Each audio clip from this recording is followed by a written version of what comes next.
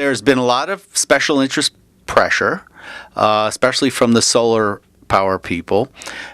Something that, though, was just revealed, all during the process, the Governor McCrory, was absolutely silent on the issue. He did not come out publicly, anyway, in favor or against it. And then, a few weeks ago, speaking to a group of supporters of renewable energy in Boone, called the Appalachian Energy Summit,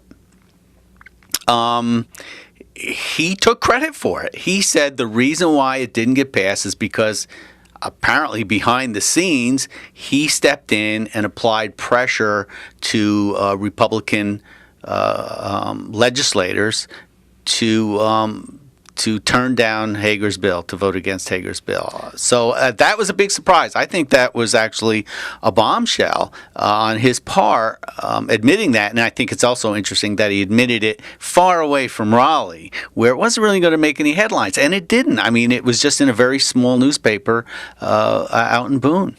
Now, he has since made some comments on a Raleigh commercial radio station. Mm-hmm. Did that clarify anything at all for you?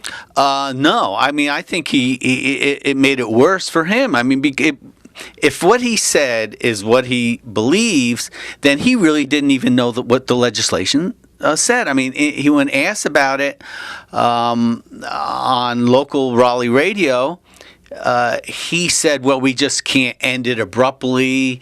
There are people who have made investments and have contracts and that sort of thing. The fact of the matter is the legislation that was voted down, grandfathered in all existing contracts. It phased out the mandates over really almost a decade, like 8 or 9 years.